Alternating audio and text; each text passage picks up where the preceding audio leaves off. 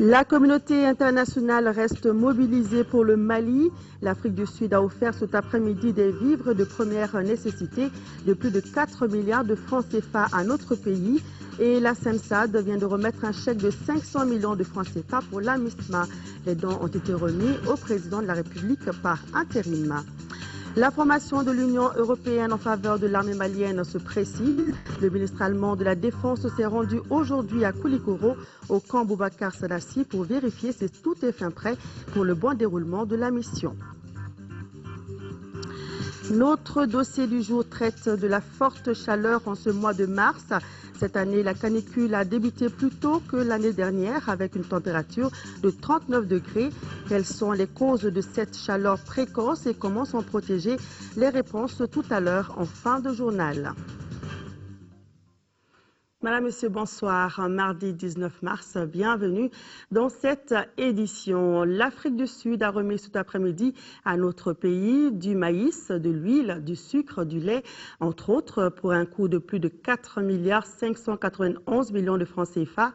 La cérémonie de remise était présidée par le président de la République par intérim, Dioncounda Traoré, en présence de plusieurs hautes personnalités. Et c'était aussi en présence de notre reporter Mahamadou Doumbia. Donc voici le reportage. Du maïs, de l'huile, du sucre, du lait et du thé pour une valeur de plus de 4 milliards 591 millions de francs CFA, c'est le don que vient de faire l'Afrique du Sud pour le Mali. Consciente que depuis janvier 2012, notre pays traverse des moments très difficiles engendrés par des terroristes et narcotrafiquants, l'Afrique du Sud, par ses gestes, vient tout simplement au secours d'un pays ami de très longue date. Les barons de la drogue associés de narcotrafic ont apporté les misères dans les villages et les régions entières au nord du pays. Notre ministre de Relations internationales et de la coopération a alors que décidé que l'Afrique du Sud ne peut pas rester les bras croisés et regarde un pays ami comme le Mali traverse de telles difficultés. La création d'un département en charge de l'action humanitaire répond de ce souci constant du gouvernement de porter secours à nos populations en difficulté. Aujourd'hui, Monsieur le Président, l'aide que nous recevons est constituée de 3100 tonnes de maïs, 955 déjà réceptionnées à Bamako, 2100 tonnes de sucre, dont 993 actuellement dans les magasins, 84 tonnes de lait, dont 33 réceptionnées, et 60 000 bidons d'huile de 20 litres en provenance de la Côte d'Ivoire, dont 36 265 sont déjà présents au Mali. Les relations entre l'Afrique du Sud et le Mali qui existent depuis longtemps se raffermissent d'année en année. Mieux, le partenariat entre nos deux pays doit être encore plus fort pour la reconstruction des régions du nord du Mali, où tout est à reprendre. C'est la preuve que la qualité des relations entre le Mali et l'Afrique du Sud est exceptionnelle. Ces relations ne datent pas d'aujourd'hui. Elles ont été forgées par l'histoire, la longue et passionnante histoire de l'Afrique du Sud, qui se battait contre l'apartheid, pour la justice et pour la dignité de l'homme tout court. Nelson Mandela, Steve Biko, Walter Sisulu, Oliver Tambo et d'autres noms célèbres ont été de ce combat. J'exhorte l'Afrique du Sud à assister davantage la région de Tombouctou.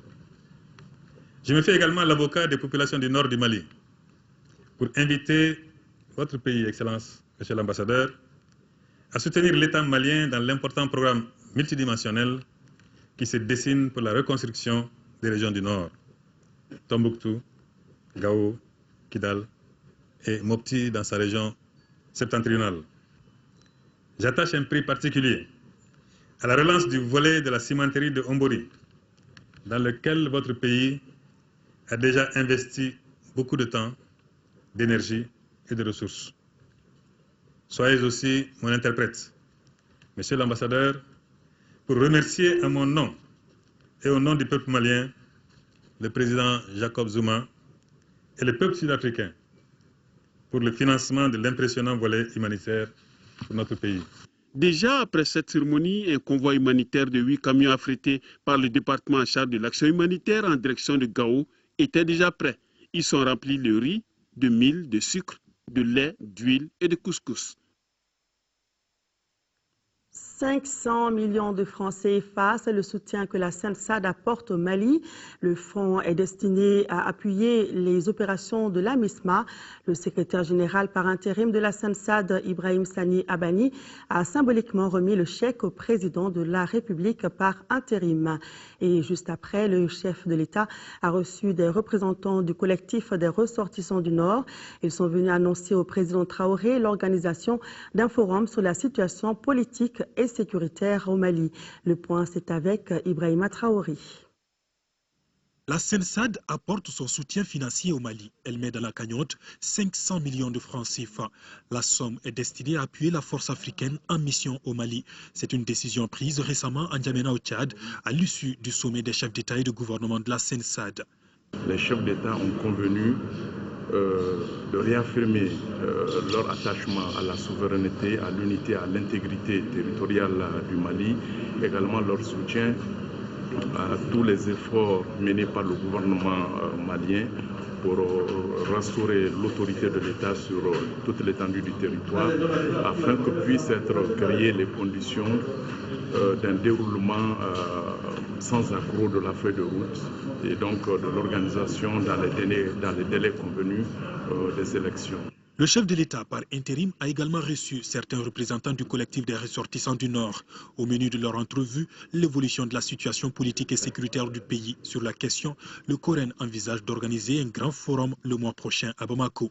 Les participants à ce forum, c'est l'ensemble des forces vives maliennes. Les ressortissants du Nord, les communautés du Nord à travers les représentants légitimes, les notabilités du Nord, mais également les communautés des autres régions du Mali, la diaspora, mais également des organisations internationales qui disposent de compétences avérées dans les différents thèmes qui sont donc prévus au forum. La date précise de la rencontre sera communiquée dans les prochains jours, indique le président du collectif des ressortissants du Nord. Le vice-président de la Banque mondiale pour l'Afrique de l'Ouest a achevé hier sa visite au Mali par une conférence de presse. Mactar Diop a fait le point de son séjour dans notre pays, marqué par la relance de la coopération entre le Mali et l'institution financière. Actuellement, environ 90 milliards de francs CFA sont mobilisés pour le Mali. Ibrahima Traoré était à la conférence. 3 grandes opérations sont engagées au Mali par la Banque mondiale. La première, déjà en cours, vise à accompagner le pays à réussir sa transition. La banque a décaissé pour cela 30 milliards de francs CFA. Elle entend procéder très vite à un financement additionnel de 10 milliards de francs CFA. Dans les 2 mois à venir, il est prévu une opération pour les filets sociaux, une action qui coûtera environ 35 milliards de francs CFA. La dernière opération est un appui budgétaire de 30 milliards de francs CFA. Nous espérons tous, en tant qu'amis du Mali, que le processus politique va se passer de manière, va être conclu de manière positive et que les élections vont avoir lieu selon le calendrier que les autorités vont finaliser, car nous pensons que cela va permettre de créer une situation qui soit une situation un peu plus stable au point de vue institutionnel et permettre aussi au reste du monde de continuer à apporter le soutien dont le Mali a tant besoin. La Banque mondiale concrétise ainsi son engagement à soutenir le Mali dans cette phase difficile de son histoire. Mactar Diop rassure que son institution continuera à défendre les dossiers du Mali pour mobiliser davantage la communauté internationale. La formation de l'Union européenne en faveur de l'armée malienne se précise. Le ministre allemand de la Défense en visite dans notre pays s'est rendu à Koulikoro. Thomas de Mézières était au camp Boubacar Sadassi qui doit abriter la formation pour voir le niveau des travaux indispensables au bon déroulement de l'activité.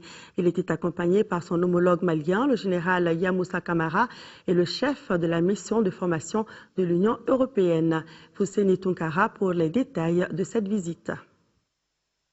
L'amitié entre le Mali et l'Allemagne se renforce. Pour preuve, le camp Boubacar Sadassi, qui doit abriter la formation destinée aux militaires, vient d'accueillir le ministre allemand de la Défense.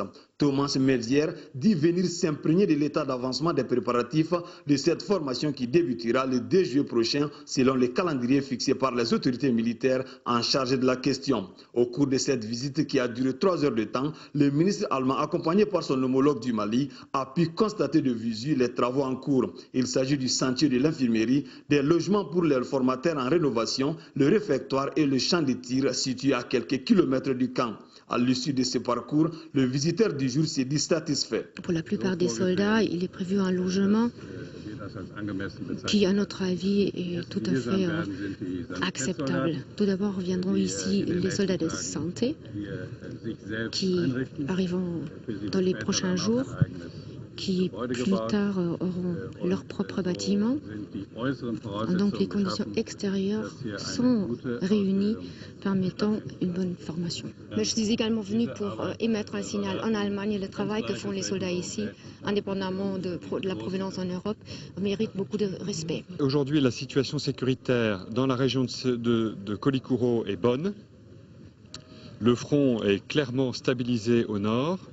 Et nos alliés et amis maliens conduisent une opération de contrôle de la forêt de Ouagadougou pour lever toute hypothèque sur la présence éventuelle de groupes djihadistes armés qui auraient pu s'infiltrer dans cette zone-là. Nous ne ménagerons aucun effort pour vous aider à nous aider, a déclaré le ministre de la Défense du Mali. Le général Yamoussa Kamara a salué la solidarité accordée à notre pays qui est sur le chemin de recouvrir l'ensemble de son territoire. Tout ce que j'ai vu, c'est vraiment heureux, c'est de grands travaux.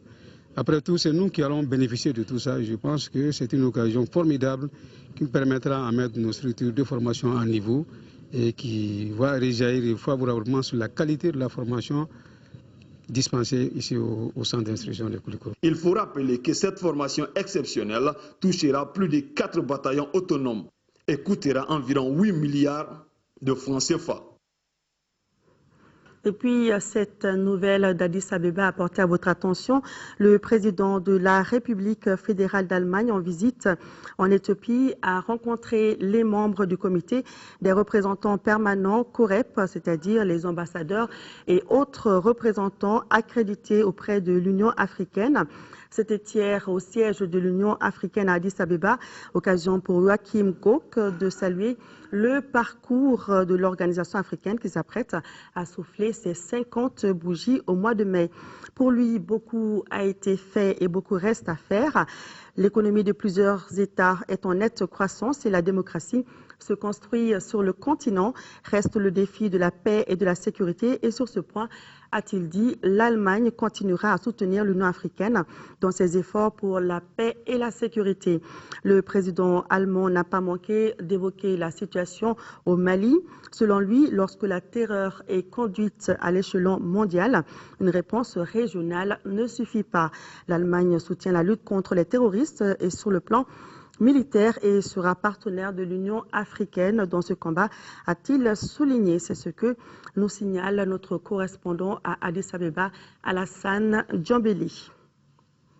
Le ministre de l'Enseignement supérieur et de la Recherche scientifique était aussi à Kolikoro ce matin pour visiter les installations de l'Institut Polytechnique rural et de recherche appliquée, IPR-IFRA. Une occasion pour Messaoud Ould Mohamed Labib de s'entretenir avec le corps professoral et les étudiants de l'Institut. La correspondance de Seydou Traoré. Avec 1109 étudiants encadrés par 152 enseignants pour cette année académique 2012-2013, l'Institut Polytechnique rural de formation et de recherche appliquée, IPR-IFRA, constitue aujourd'hui un véritable réservoir en matière de formation de cadres chercheurs. En recevant le ministre de l'Enseignement supérieur et de la Recherche scientifique, l'administration, le corps enseignant et les étudiants ont montré et expliqué aux visiteurs les acquis et les contraintes de l'Institut. Il s'agit de la visite dans les locaux de la bibliothèque, la salle informatique, les laboratoires biotechnologie, nutrition animale, lutte intégrée et sol. Le ministre et sa suite se sont ensuite rendus au campus et au centre de formation continue. En dernière étape, le ministre Messaoud Ould Mohamed Labib a rencontré le corps enseignant et les étudiants. C'est là, après la détermination de l'administration de Katibougou, à relever les défis. Le nouveau statut DPST qui vient d'être accordé à notre institut, avec comme toile de fond une plus grande autonomie de gestion administrative, financière et comptable, sera pour nous un puissant levier pour mieux faire face à nos missions de formation, de recherche et d'appui aux communautés rurales. Le syndicat des enseignants et le comité AIM de l'IPER-IFRA ont souligné au ministre les différentes préoccupations du moment. Le visiteur et sa délégation ont apporté des éléments de réponse aux différentes sollicitations. J'ai également mesuré les menaces qui pèsent sur la réserve foncière de l'Institut, le niveau de dégradation élevé des infrastructures et des équipements, les difficultés de financement qui réduisent les ambitions légitimes de la structure. Pour tous ces défis, nous avons étudié les conditions dans lesquelles il va falloir les résoudre dans les meilleurs délais. En quittant Katibougou, le ministre a exhorté l'équipe de l'IPER-IFRA à mettre un accent particulier sur le partenariat public-privé, notamment dans la valorisation des recherches en cours. Le collectif des élus du Nord a tenu à Ségou une rencontre entre les acteurs impliqués dans la gestion de la crise sécuritaire et humanitaire du nord du Mali. L'objectif est de faire l'état des lieux de la situation des déplacés et d'apprécier leurs conditions de vie. De Ségou, la correspondance de Brahima Koné. Le collectif des élus du Nord, Colène, se propose de contribuer aux efforts de paix amorcés au Mali. C'est cet esprit qui a valu cette rencontre avec tous les acteurs impliqués dans la gestion de la crise sécuritaire et humanitaire du Nord. Au menu des débats, l'amélioration des conditions de vie des populations déplacées du Nord dans la région de Ségou et des dispositions à prendre pour leur retour dans leur localité. J'ai constaté qu'ici, il y a le Diatikia. J'ai constaté également que les populations qui sont là ont bénéficié autant que possible, des dons, des généreux donateurs. Et que la répartition également se fait correctement, conformément aux instructions des autorités régionales. Il était bon que nous puissions échanger par rapport à ce qui reste à faire, c'est-à-dire non seulement le retour des déplacés, la reconstitution du tissu économique au nord, la reprise des activités économiques et en même temps, surtout, le problème primordial aujourd'hui, la mission qui reste à faire, c'est-à-dire l'organisation des élections. Et le collectif des élus du Nord de faire un geste symbolique d'1 million de francs CFA envers les déplacés du Nord à Ségou. Le dialogue ouvert entre le collectif des élus du Nord, Colène, et les autres acteurs concernés constitue un autre geste participatif à la restauration de la paix au Mali. Ouverture ce matin ici à Bamako d'un atelier de formation des assistants parlementaires et du personnel législatif sur la technique administrative. C'est pour leur apprendre la maîtrise des techniques administratives avant les prochaines échéances électorales. L'atelier est organisé par le NDI en partenariat avec le PNUD. Fatoumata Kone. Après la période de transition, il faut obligatoirement des élections pour la bonne marche des institutions. Parmi ces institutions figure l'Assemblée nationale. Et les nouveaux arrivants doivent impérativement connaître les dossiers concernant le Parlement. Cela se fait avec la complicité des assistants parlementaires et personnels législatifs.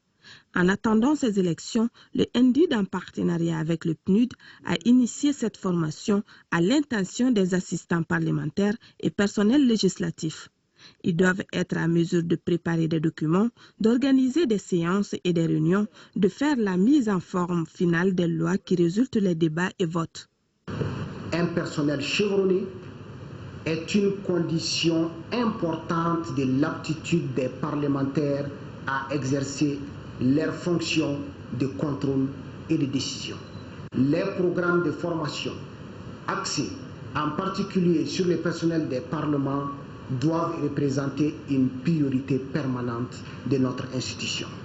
Les assistants parlementaires et le personnel législatif qui sont chargés du travail d'appui technique aux députés et aux commissions sont les véritables artisans du travail législatif, des exigences du travail parlementaire, des sollicitations diverses des citoyens et leurs exigences, des contraintes du travail législatif, ils n'ont pas l'occasion de profiter de formations professionnelles afin d'être familiarisés avec les nouvelles techniques de recherche.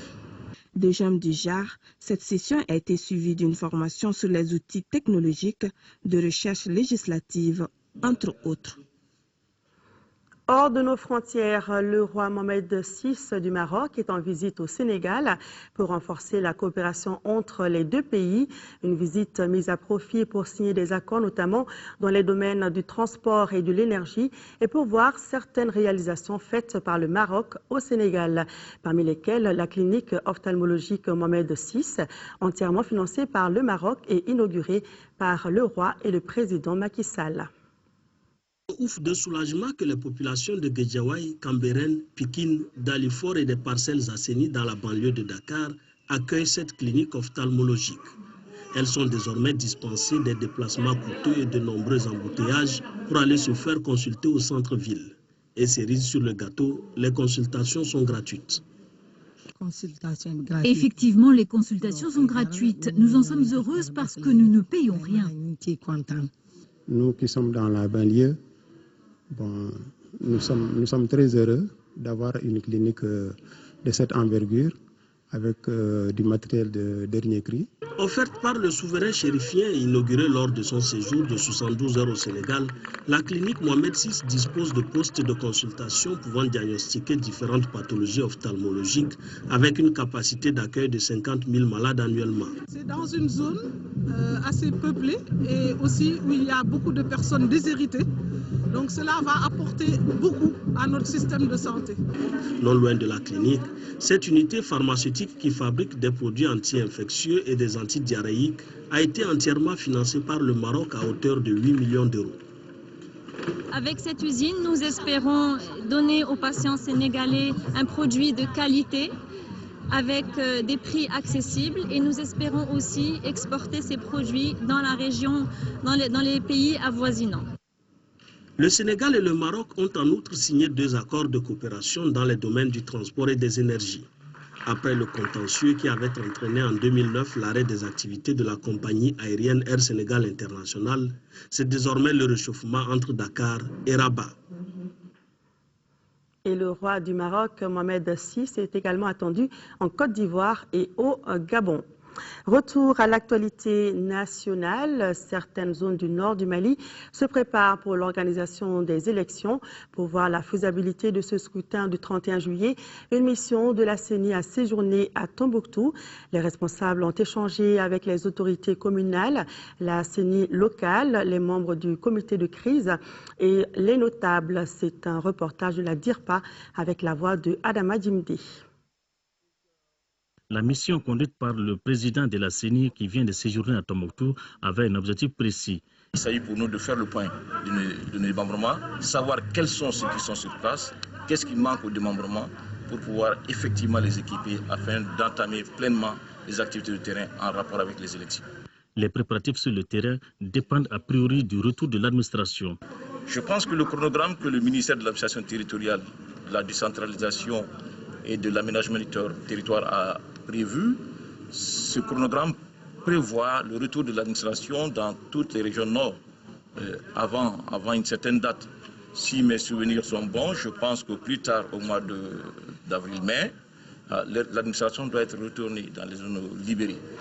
Si cela est fait, nous, CENI, nous serons prêts aussi à côté de l'administration. Tombouctou, comme partout au Mali, les élections constituent la préoccupation majeure après la libération du pays. Recevoir aujourd'hui le président de la CENI pour discuter de la faisabilité des élections, je suis vraiment très heureux et je pense que ça pourra quand même désormais éclairer tous les Maliens que les élections sont possibles et les élections se feront, Inch'Allah. Quant aux membres du comité de crise, ils ont une autre lecture de la situation. Tant qu'il n'y a pas des autorités bénéficiant de la confiance des gens, bénéficiant également du suffrage de toutes les communautés, il va être difficile d'avoir les coups de franche pour pouvoir poser des actes, surtout à un moment où on a besoin de consensus. Cette première mission de la CENI au nord du pays est un signal fort que tout est possible avec l'engagement des différents acteurs. Les commerçants et transporteurs de Gao sont en colère contre la douane de Sévaré. Ils l'ont fait savoir au cours d'une réunion tenue à Gao. Ces douaniers auraient mené une opération le dimanche 10 mars contre ces commerçants et transporteurs à Douanza. Selon eux, la douane a saisi 7 millions de francs CFA en espèces et 4 véhicules dont l'un contenait des marchandises d'une valeur de 14 millions de francs CFA. Les précisions sur cette affaire avec Daouda Sidiki Diarra et Massan Doumbia.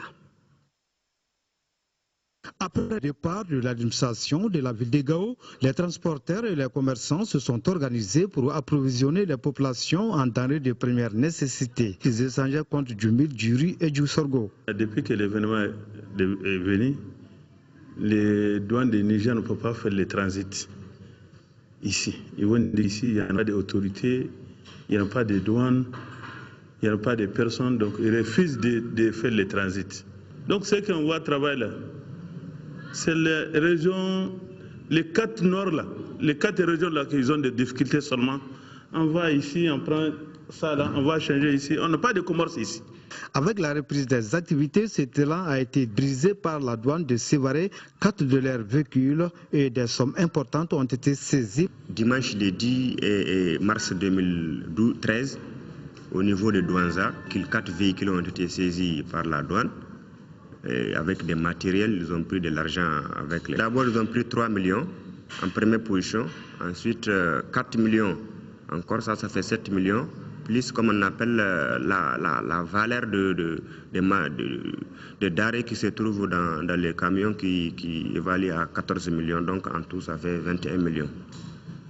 Ils n'arrivent pas à comprendre cela. C'est pourquoi ils ont tenu la réunion d'hier. Si c'est le gouvernement qui a autorisé à la douane de faire ça, et ils voient ça vraiment que c'est très tôt pour pouvoir, comme on appelle, appliquer la voie légale sur eux. Même si tel est le cas, il faut d'abord les informer pour leur dire que désormais, il y a eu un changement.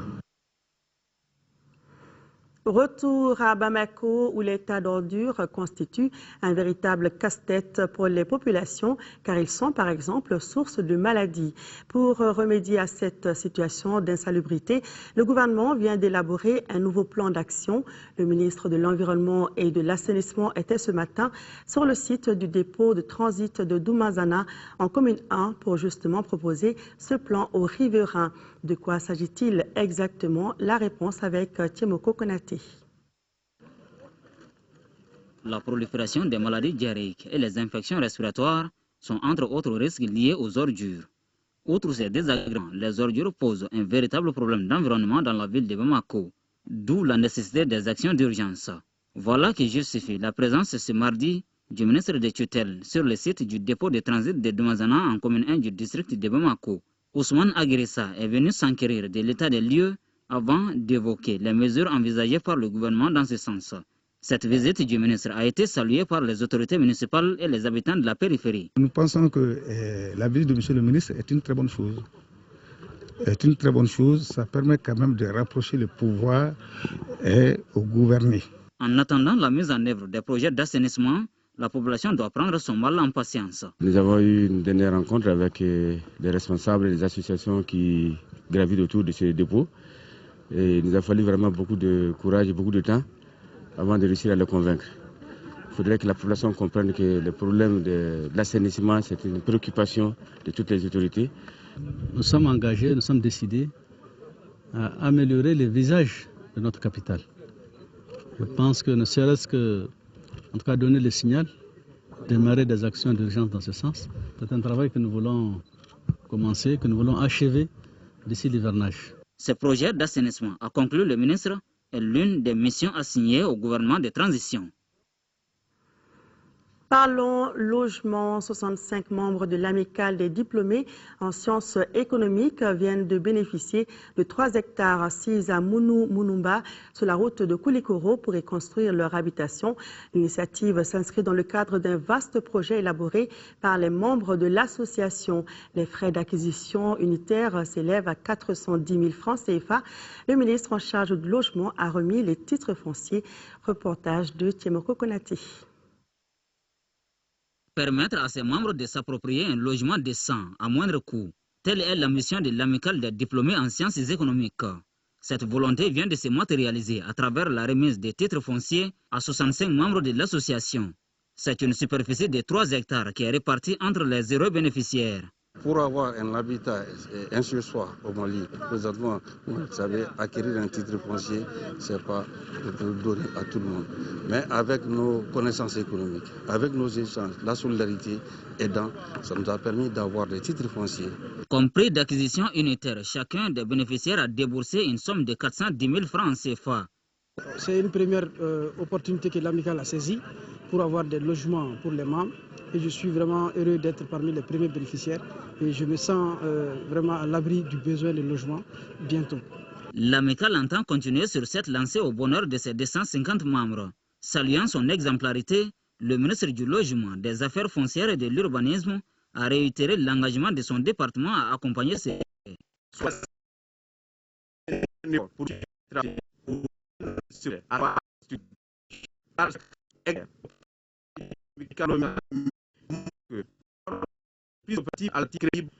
Selon les membres de l'amicale, le démarrage des travaux de construction de ces logements est prévu dans un futur immédiat.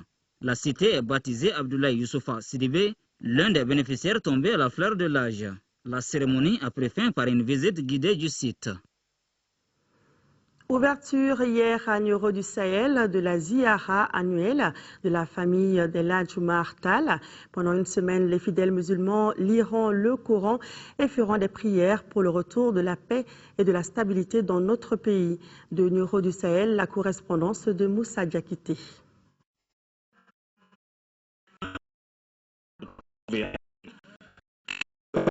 Du Sahel est la 6e organisée par Tchadou après les rappels à Dieu de son père en 2007. Malgré la situation que traverse notre pays, des fidèles musulmans, des érudites et quelques grands prêcheurs ont effectué le déplacement.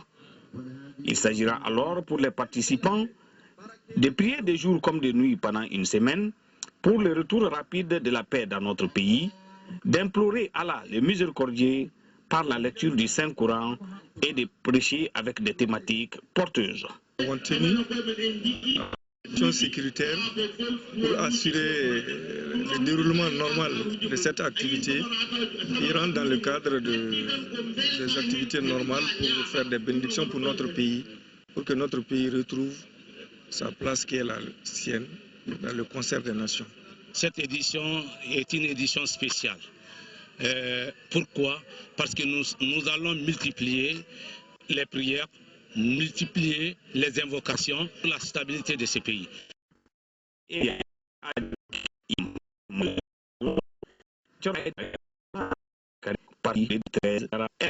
Beaucoup des demain le mettre dans le groupe B contre l'objectif A et le ticket pour la Coupe du Monde. Comment la réponse à Ousmane Dao et Mamadou Sidibé. Après l'euphorie de la victoire contre le Nigeria en match inaugural de ce groupe B, les Aiglons se tournent à présent vers la République démocratique du Congo. Une rencontre différente de la première à cause de l'enjeu pour les nôtres parce qu'une victoire assure le ticket pour les demi-finales, mais aussi la qualification à la Coupe du Monde de leur catégorie. C'est pourquoi le match est préparé avec toujours la même envie de gagner, le sérieux et la concentration pour aborder de façon sereine le rendez-vous de la RD Congo. C'est une petite finale pour nous. C'est un match très important pour nous. Je confiance aux jeunes et puis leur force, ils ont envie de jouer, ils ont la volonté, le mental qui est très important. Mentalement, ils sont sur place. Ça, c'est un atout pour moi. On va préparer les matchs comme les matchs passés. Bon, on va essayer de parler entre nous. On va préparer mentalement, physiquement pour gagner les matchs. Pour continuer leur envol dans cette 18e Coupe d'Afrique des Nations juniors, les Aiglons peuvent compter sur le soutien de tout le peuple malien, même s'ils sont loin car ils représentent le drapeau national. Au peuple malien, je dirais de croire en leur équipe et de soutenir leur équipe. J'ai déjà dit aux joueurs qu'en les envoyant ici, le peuple malien fait d'énormes sacrifices. Donc le peuple compte sur eux vraiment pour leur apporter un peu d'éclaircie dans cette situation que nous vivons aujourd'hui. Le peuple compte sur eux aussi pour faire rayonner le nom du Mali à travers le monde. Le peuple compte sur eux pour hisser très haut le drapeau malien. À présent, la balle est dans le camp des protégés de Moussa Keïta Dougoutigi, même si le football rime avec confiance et méfiance, car un match n'est jamais joué d'avance, surtout dans les compétitions de jeunes. Pour cette deuxième sortie, l'équipe comptera sur le retour de suspension du défenseur Mahamadou Traoré de l'AS Bakary Dian et de l'avancement du Djoliba AC Mahaman Sissé qui reviennent blessure. Mali, République démocratique du Congo, c'est ce mercredi à partir de 16h30 au stade du 19 juin à Oran en Algérie. Voilà, et c'est un match à suivre en direct sur nos antennes à partir de 16h30, donc demain. Bonne chance aux Aiglons. Cet après-midi, au compte de la deuxième journée, toujours dans la CAN Junior Algérie 2013, dans le groupe A, le Ghana a battu le Bénin 1-0. Le résumé du match avec Abdul Karim Kaba. Au mur, après la défaite en première journée contre l'Égypte, le Ghana doit gagner pour ne pas quitter la compétition. Contre le Bénin, l'objectif est clair. À l'entame, les jeunes Ghanéens attaquent à outrance. À l'espace de 10 minutes, ils se présenteront devant la case béninoise sans pourtant mettre le ballon au fond des filets. Côté béninois, pas beaucoup d'initiatives vers l'attaque. C'est dans ce contexte que la pause intervient, 0-0. À la reprise, 10 minutes ont suffi aux juniors ghanéens pour ouvrir le score. À cette fois, de la tête marque ce but. Malgré les tentatives des juniors béninois, aucun autre but ne s'est marqué. Score final, 1-0 pour le Ghana. Avec cette victoire, le Ghana se lance dans la compétition. Lors de la troisième journée, le Ghana affrontera l'Algérie et le Bénin croisera l'Égypte. Au compte de la deuxième journée dans la poule B, le Mali jouera contre la RD Congo et le Nigeria en découdra avec les Gabon. Le dossier du jour de la rédaction traite de la forte chaleur en ce mois de mars, ses causes et ses impacts sur la santé des populations, surtout celle des enfants. Cette année, la canicule a débuté avec une température de 39 degrés contre 35 à la même période en 2012.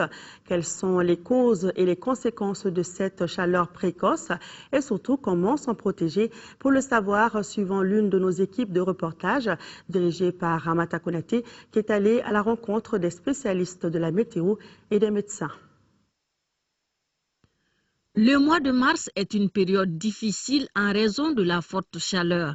Cette année, la canicule a commencé avec une température de 39 degrés contre 35 à la même période en 2012. À quoi est due cette forte chaleur?